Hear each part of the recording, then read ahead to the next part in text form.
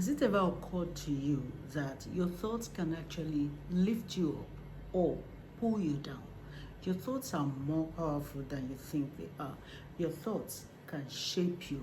They actually shape you. They mold you to the life that you now see.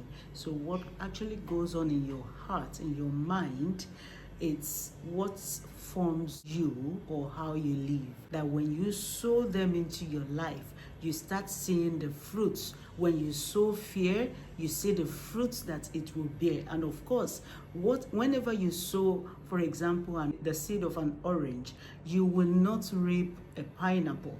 You will definitely reap an orange, or better still, oranges, in abundance, not one seed that you have sown.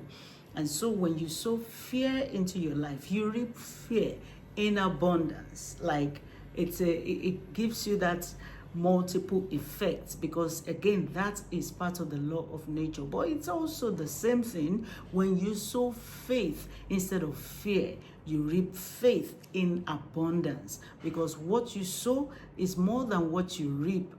What you sow is less compared to what you will naturally reap. So what you sow is what you reap. It is not natural for you to sow one seed of a corn and reap one corn. It's not possible. You reap more than you sow. Again, that is the law of nature. So thoughts are very powerful. Your thoughts are powerful.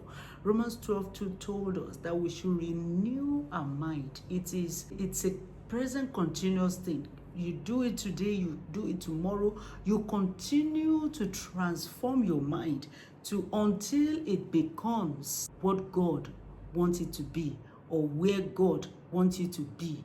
Until it takes you to that destination, you keep going on that journey of renewing your mind. So what should you do? Do a thought audit. Allow what is noble, what is gracious, what is full of faith, what is positive, all right, what is godly. All those things are those things that you should be allowing to fill your thoughts, and do away with any form of thoughts that is from the pit of hell. Now, do a thought audit. Think of the things that you think about, and anything that is not of God or that will not take you to your expected future, discard them, because it is very important. All right, it is very important for you to know that your thoughts will form the kind of life that you want to live. You see, when God has not given us the power to choose for nothing, He has given us that power of choice, all because He knows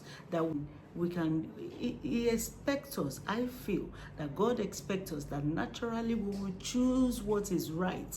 Of course, you don't see fire and then you say, I like fire because it's very beautiful and colorful. I just like it. I want to go into it. I want to touch it.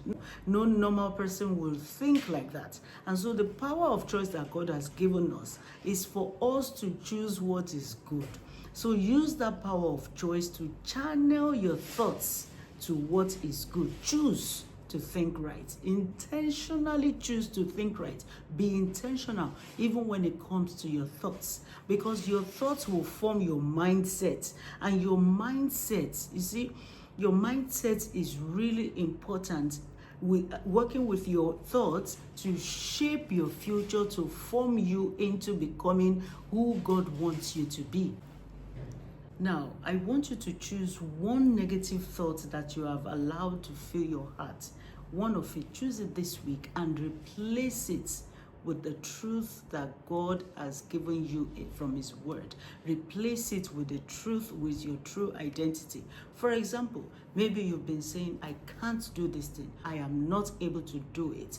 Look for what the Word says. The Bible says, I can do all things, not by your power, not because you are feeling timid, not because you are limited, but through Christ. So do it and replace that lie that has filled your thoughts, that lie that the devil has been feeding you with. Replace it with the truth of God's Word.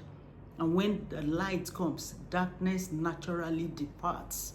And the light that I'm talking about here is the Word of God. So replace it this week with the light of the Word of God. Don't forget, as you think, so you are. It's in the Bible, from the Bible. As a man thinketh, so is he. As you think, that's whatever you think, that's who you are. Whatever fills your thoughts, that's who you are. Whatever is filling your thoughts and feeding your mind, that is who you are. You're not far from that person. And so, always remember this. Whenever a thought crosses your mind, always have this in mind. Which one do you want to stay? Is it that negative thoughts that will not turn out well, or the positive thoughts? You have the power of choice. Have this in mind. And go ahead to share this video with people in your contacts, and make sure you follow me also on all my social media platforms. Till I see you next time, stay encouraged. Keep filling your thoughts with the word of God, with the truth of the word of God, and God bless you.